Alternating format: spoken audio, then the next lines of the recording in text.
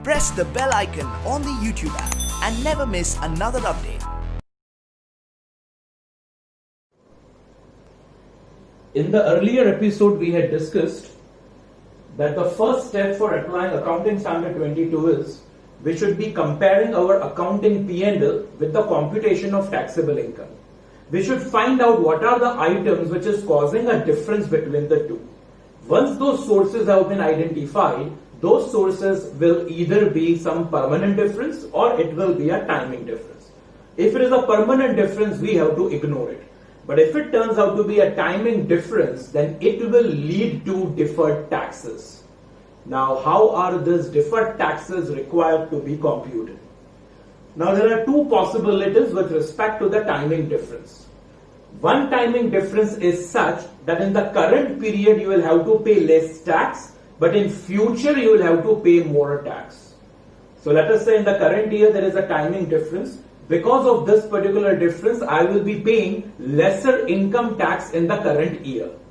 But when this difference will reverse itself in future, I will end up paying more amount of tax. So what we are trying to say is, we will pay less tax right now, but we will be liable to pay more tax in future.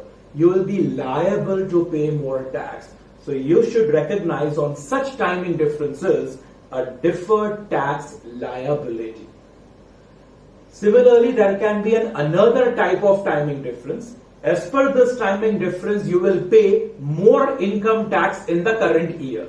But when this difference will reverse itself in future, you will save tax in future.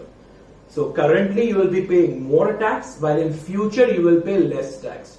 Less tax means there is a benefit. Benefit means there is an asset. So I will be recognizing a deferred tax asset on such timing differences. So once you have a timing difference, analyze the timing difference well. Is this a timing difference because of which I will pay more tax in future? Consider this to be a case of deferred tax liability. In case if you come to a conclusion that because of this timing difference we will save tax in future, then you should recognize a deferred tax asset. Let's take example for both of them. Let us say you are computing depreciation. Now when I am calculating the depreciation, let us say for tax the depreciation is 2,50,000, while in accounts the depreciation is 2 lakhs.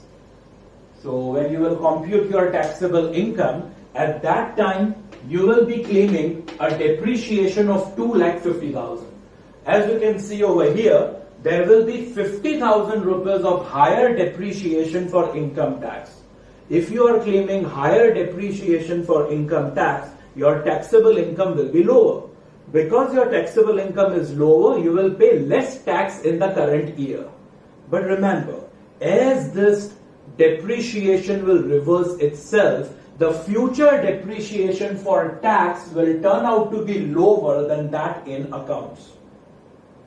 See, in taxation, basically we are following the WDV method of depreciation.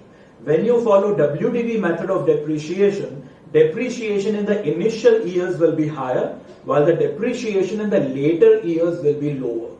So what happens is, in the initial years, I will claim higher depreciation. Higher depreciation means lower taxable income. Lower taxable income, I will be paying less tax. So when I buy new assets, my taxable income will be lower. I'll be very happy as a business entity because I am able to save tax. But this will not continue forever and ever. Because you will charge more depreciation in the initial years, in the later on years, the depreciation will reduce. So what will happen in future? In future, your depreciation will be lower. Lower depreciation for tax in future means higher taxable income. Higher taxable income means I'll end up paying more amount of tax. So what will happen over here is, I will save tax in the current year, but I will be liable to pay more tax in future. And that is the reason, as per Accounting Standard 22, I should recognize a deferred tax liability. I will find out what is the difference between the two. Right? The difference between the two is 50,000. This I will multiply with the tax rate, and whatever figure I am getting, that is the deferred tax liability that needs to be recognized in the current year. So what is the case of DTL? The case of DTL is pay less tax right now, pay more tax in future. And because you are liable to pay more tax in future, we will recognize a deferred tax liability. As against this, we have another case also. Let's take an example for the same. Earlier also we had discussed this thing, that there is something known as Section 43B in the Income Tax Act.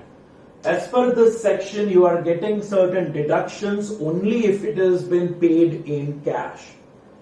We had taken one example earlier also. What about the contribution made by employer to the Employee Provident Fund?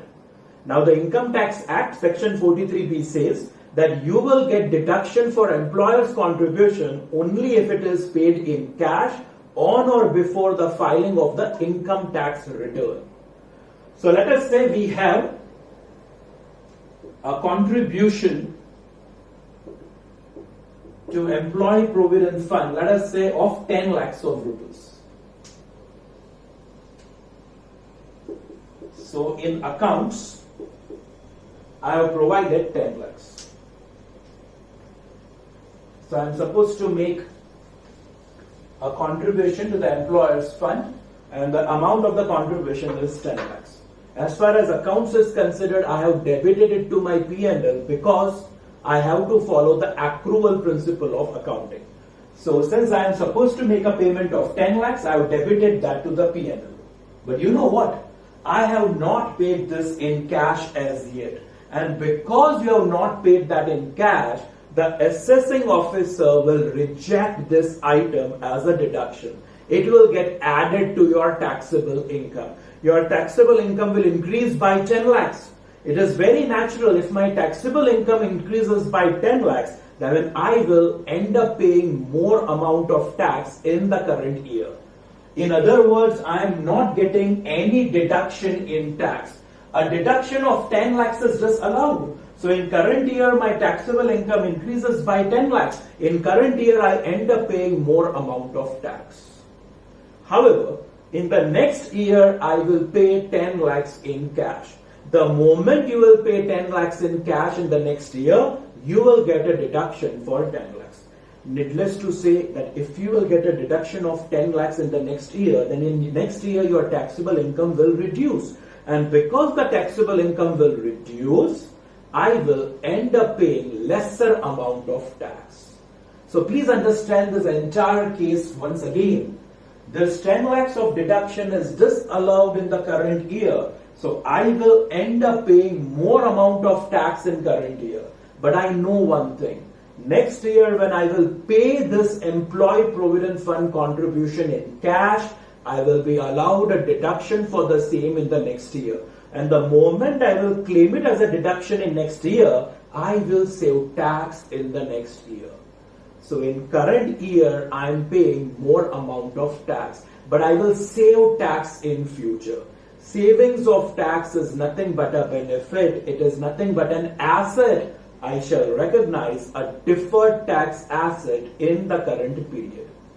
So again, what I'll do is, I'll take a difference of 10 lakhs, right? This is the difference. Accounts 10 lakhs, tax is 0. So I get a difference of 10 lakhs.